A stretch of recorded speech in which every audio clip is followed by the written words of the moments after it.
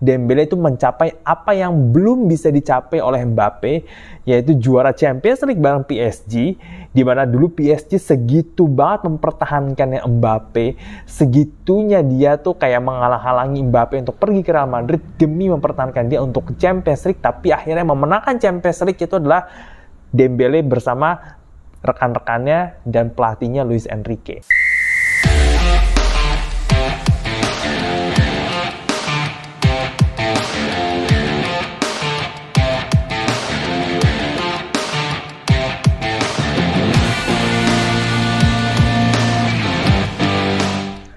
Yo guys, ketemu lagi sama gue Audi Ramantio di channel Audi Bal, Audi Diskusi Bola Abal-Abal. Gue pengen ngucapin selamat untuk Ousmane Dembele yang memenangkan Ballon d'Or 2025. Ya gue rasa dia ini layak dan pantas untuk dapetin Ballon d'Or ya. Kali ini menurut gue no kontroversi. Memang Ousmane Dembele secara performa individu, performa kolektifnya dia bareng PSG, wah itu dahsyat ya. Musim 2024-2025 benar-benar miliknya dia. Dan gue happy juga untuk Ousmane Dembele ya, karena ini pemain tuh banyak melakukan perubahan dan melalui lika-liku tuh yang luar biasa di sepanjang karirnya, padahal masih usia 28 tahun. Kalau misalkan kita tarik ke belakang nih ya, Ousmane Dembele gimana dulu, nggak ada yang nyangka loh bahwa dia ini bisa menang Ballon d'Or. Bahkan nih ya, Kylian Mbappe yang digadang-gadang bakal bersaing dengan Erling Haaland untuk rebutan dapat Ballon d'Or, ini dia padahal belum menang sama sekali. Erling Haaland pun juga nggak dapet. Bahkan Ousmane Dembele itu malah jadi pemain kunci buat PSG juara Champions League. Dimana dulu PSG bener-bener ngoyo banget pertahanin Mbappe sampai segitunya ya, buat dapetin Champions League, tapi hasilnya 0. Barang Dembele langsung treble dalam satu musim ya. Ligue 1, Coupe de France, Champions League. Ya, nggak ada yang menyangka bahwa dia bisa ada di tahap seperti ini loh. Ya, benar-benar nggak ada yang nyangka. Karena kalau kita ya tarik ke belakang gimana perjalanan karirnya Dembele, ya nggak sama sekali nggak ada yang kepikiran kali ya mungkin bahwa dia bakal menangin Ballon d'Or dan akan menjadi pemain Prancis ke-6 setelah nama-nama seperti Jean-Pierre Papin, Zinedine Zidane, Karim Benzema yang memenangkan Ballon d'Or. Oke, coba kita ya throwback sedikit ya, gimana perjalanan karirnya Ousmane Dembele dari dia waktu awal mengawali karirnya sebagai pesepak bola sampai akhirnya menang Ballon d'Or ya. Kita coba ulik sedikit, oke? Jadi Ousmane Dembele ini dia itu lahir dan tumbuh besar di kota sederhana yang jaraknya 1 jam dari Paris. Nama kotanya ini gue gak tahu baca bener atau nggak ya. Nama kotanya Évreux. Ya, tulisannya Evreux. Évreux. Ya, semoga jawabnya bener. Terus pelatih klub lokal di Évreux ya, Évreux FC 27, namanya Romaric Bultel. Nah ini diceritain nih gimana dia dulu ketemu sama Dembele kecil tuh gimana. Kalau misalkan kalian inget ya, anime Kapten Tsubasa yang selalu dia katakan adalah bola adalah teman. Nah itu Dembele kecil kayak begitu tuh ya. Soalnya kata Bultel ini, Dembele itu menganggap bola itu seperti teman sejatinya ya, tidak mau lepas. Waduh, ini beneran loh ya, gue nggak melebih-lebihkan. Ini ada di FIFA.com ya, silakan cek langsung sendiri ke FIFA.com ceritanya Ousmane Dembele gimana waktu kecil diceritain sama pelatih di Évreux FC 27 Romaric Bultel ya. Karena memang begitu ya, bola adalah teman katanya dia ya. Dan Dembele ini ya orangnya banyak ngomong, terus senang bergaul, kayaknya ekstrovert ya dari kecil ya ini anak ya, si Ousmane Dembele ini ya. Karena pelatih itu bilang, ini dia banyak ngomong, sering bercanda, bisa bergaul dengan cepat sama orang lain, padahal masih kecil gitu kan. Ini kayaknya emang anak-anak ekstrovert ya. Dan dia itu kelihatan banget secara kemampuan teknis itu udah di atas rata-rata anak-anak seusianya dia. Cuma masalahnya adalah kondisi fisik. Karena Dembele ini kurus, udah gitu kurang berotot, dan ya sebenarnya dulu ya larinya itu nggak cepet-cepet amat gitu. Itu yang kata Romaric Bultel kayak begitu. Nah, tapi waktu Dembele di FC27, kemampuan teknisnya ini udah menggoda klub-klub Prancis lainnya seperti Le Havre, terus SM Caen dan juga Stade Reims ya. Akhirnya dia milih untuk masuk ke akademinya Stade Reims ya. Dia ke Stade Reims dan di situ dipoles. Akhirnya Dembele debut di tim utama waktu Stade Reims ini imbang 2-2 lawan Angers 6 November 2015. Dan pelatih Reims pada saat itu namanya kalau nggak salah Philippe Montanier ya, Philippe Montanier ya. Dia dibilangin tuh sama direktur pusat pengembangan bakat pemain bahwa ini anak ya, lu lihat nih anak nih, si Dembele ini nih, jangan sampai lu luput dari ini anak ya, karena ini anak berbakat banget. Dan bener aja, emang Dembele perkembangan karirnya ini cukup cepat ya sama Stade Reims ya. 12 gol dalam 29 pertandingan bareng sama Reims di semua kompetisi pada 2015, 2016 dan itu udah cukup membawa dia ke Borussia Dortmund, klub besar di Jerman, di mana saat itu dia dilatih sama Thomas Tuchel. Nah, Tuchel ini juga udah jatuh cinta nih sama Dembele ya, karena dia ngelihat kalau Dembele itu punya bakat yang gila, kecepatannya luar biasa, kemampuan teknisnya di atas rata-rata. Pokoknya ini anak calon pemain top lah. Dembele waktu ke sana itu ya usianya dia mungkin masih ya belum sampai 20 tahun kayaknya ya, belum sampai 20 tahun. Dan ya performanya dia cukup luar biasa, berhasil membawa Borussia Dortmund juara di FB Pokal 2016-2017 dan mencetak 10 gol dan 20 assist dalam 49 pertandingan di semua kompetisi barengan sama Dortmund di musim pertamanya itu. Sampai akhirnya dia mulai diminati oleh klub-klub besar Eropa ya, salah satu adalah Barcelona. Nah, Barcelona memang cukup gila nih ya, karena dia itu ngeluarin duit sampai 147 juta euro atau setara 2,8 triliun rupiah untuk datengin Dembele. Uang ini 147 ini itu datangnya dari penjualannya Neymar ke PSG ya. Neymar kan dijual 220 ya. Jadi dia ngeluarin 147 nih buat datengin Dembele gitu. Harganya segitu mahalnya, digadang-gadang bakal menggantikan Neymar dan akan menjadi tandemnya Messi di lini depan Barcelona. Tapi kenyataannya performanya dia tuh tidak sesuai dengan harga mahalnya itu. Performa Dembele ini jauh dari kata memuaskan.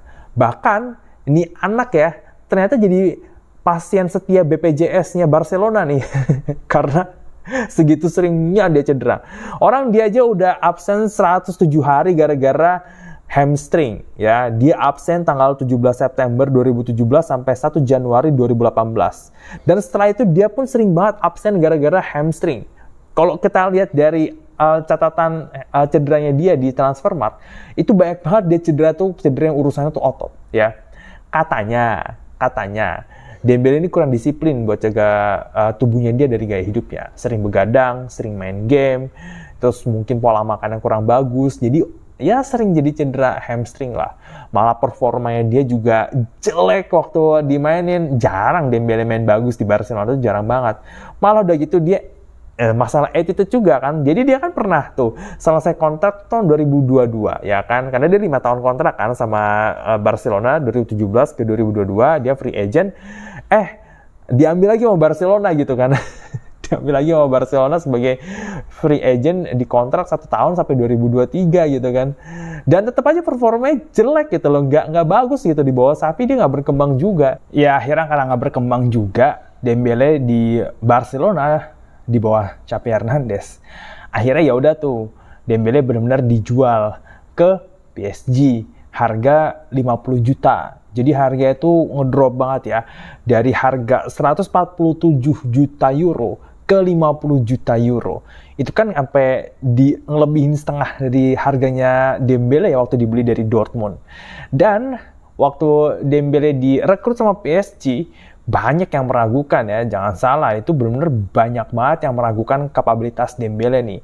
Baik yang bilang bahwa ini pemain udah habis, kemampuannya udah nggak sebagus dulu lagi, kebanyakan cedera, gaya hidupnya juga nggak bagus, nggak disiplin, pokoknya hopeless lah.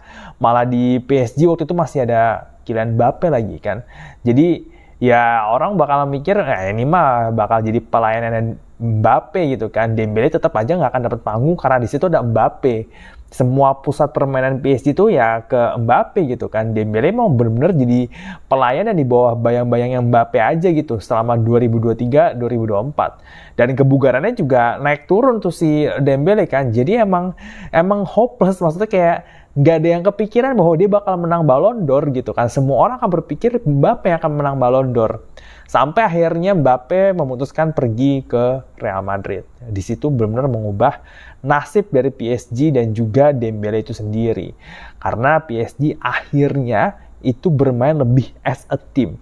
Dan kelebihan Dembele yang nggak dimiliki sama Mbappe adalah Dembele bisa bermain as a team. Dia bisa main sebagai false nine, main di kanan, di kiri, ngasih passing, ngelihat temennya yang kosong, bagi bola, finishingnya klinis, kecepatannya bagus, pressingnya juga keren banget, dan staminanya tahan. Dan ajaibnya, dia itu di 2024-2025 itu cukup fit loh, cukup fit untuk bermain dalam 53 pertandingan di semua kompetisi dan mencetak 35 gol serta 16 assist. Ya, ini termasuk di Ligue 1, Coupe de France, Coupe de la Ligue, terus Piala Super Prancis, apa tuh namanya lupa. Habis itu ada juga Champions League dan Piala Dunia Antar Klub 2025 ya. Jadi dia tuh bener-bener jadi pusat permainan PSG, wajahnya PSG ini adalah Dembele. Dan dia bisa itu bermain as a team ya, bikin koordinasi, main sama Barcola, sama Doué, sama Kvaratskhelia, ya dia switch positioning, dia nggak egois lah, kayak bola ke dia terus. Habis itu dia pengen finishing sendiri gitu kan, nggak kayak gitu Dembele. Nah, dari situlah akhirnya tuh benar-benar kebangkitan seorang Ousmane Dembele itu terlihat sekali. Dimana dia sering banget mencetak gol-gol penting di pertandingan-pertandingan besar.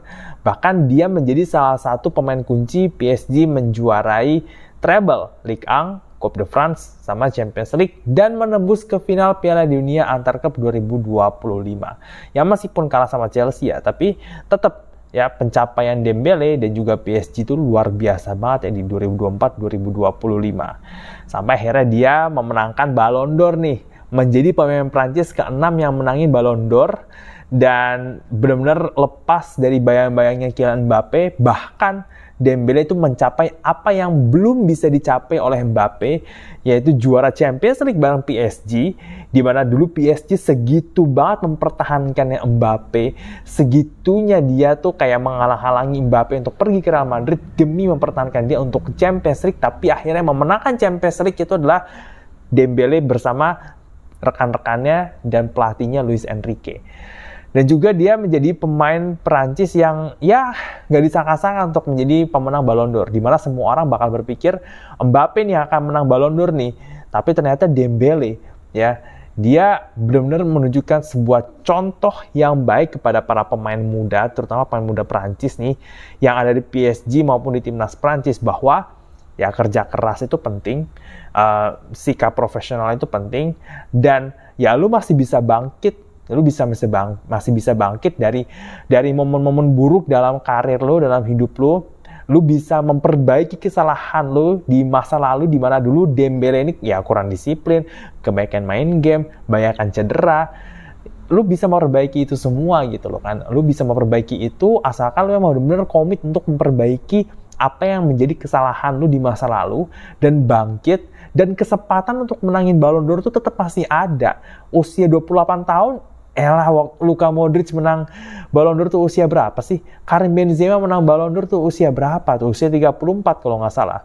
Ya, jadi nggak ada alasan nih untuk banyak pemain muda yang terlalu buru-buru dalam karirnya, merasa dirinya bintang, layak dihargai mahal, digaji mahal, ditransfer mahal, layak harus main terus di tim utamanya gitu kan. Padahal Dembele itu ya nggak harus kayak bola tuh ke dia terus gitu loh kan. Nggak harus kayak lu tuh cetak gol, bikin statistiknya cantik, nggak perlu untuk menang Ballon d'Or seperti itu gitu loh. Dembele udah nunjukin bahwa ya lu bermain as a team, lu kontribusi nyata di atas lapangan, lu komit, profesional, dewasa, dan make sure lu nggak mengulangi kesalahan yang sama, lu bisa bangkit dari keterpurukan lu setelah lu banyak banget dihantam cedera, banyak banget dihantam sama kritikan pedas, sindiran, pemberitaan negatif, image yang buruk, karir yang udah hancur. Lu masih bisa bangkit gitu loh dari semua itu dan memenangkan Ballon d'Or, menjuarai Champions League, ya masih bisa banget gitu loh, dan gak perlu buru-buru, semua tuh in proses. Dembele bisa kayak gini tuh prosesnya tuh panjang, gak kemarin sore dia kayak begitu, enggak gitu loh. Nah ini penting ya untuk pemain muda, juga untuk kita semua nih, bahwa Dembele aja yang pernah melakukan kesalahan dalam hidupnya, dihantam berkali-kali, masih bisa bangkit gitu kan. Jadi kita juga nggak boleh patah semangat, kita masih bisa bangkit ya selama nafas masih diberikan oleh Tuhan Yang Maha Esa ya, dan kita masih diberikan kesehatan untuk bisa bekerja keras, bisa bangkit ya, kita masih bisa bangkit lah ya. Wong yang disabilitas saja bisa bangkit, kok masa kita enggak gitu kan. Dan Dembele itu membuktikan ya, memberikan contoh yang baik juga nih kepada para pemain muda di timnas Prancis maupun di PSG, macam Barcola, Doué, Zaire Emery, Seny Mayulu, dan semuanya yang ada di PSG ya. Ini menjadi contoh yang baik ya untuk mereka gitu kan. Dan sekali lagi selamat untuk Dembele, well deserved banget ya. Dia pantas mendapatkannya setelah kerja keras yang telah ia lalui, keterpurukan yang udah ia lalui, kebangkitan emang benar-benar ia buktikan melewat prestasi di atas lapangan, bukan dari kontroversi di luar lapangan, di media sosial, bukan ya. Tapi emang benar-benar dengan performa yang luar biasa dan berhasil mengangkat PSG juara treble ya. Meraih juara tuh one thing, tapi terlibat dan berkontribusi penuh dalam perjalanan juara itu yang paling penting ya.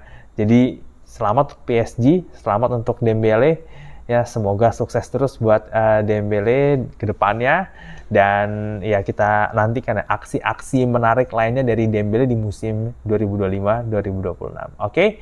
Ya itu aja untuk video kali ini ya. Gimana menurut lo, apakah Ousmane Dembele benar-benar layak dan pantas untuk mendapatkan Ballon d'Or 2025? Silakan tulis di kolom komentar di bawah. Oke? Jangan lupa untuk subscribe channel Audible, nyalain loncengnya supaya dapetin notifikasi dan bantu gue untuk bisa grow channel ini lebih baik.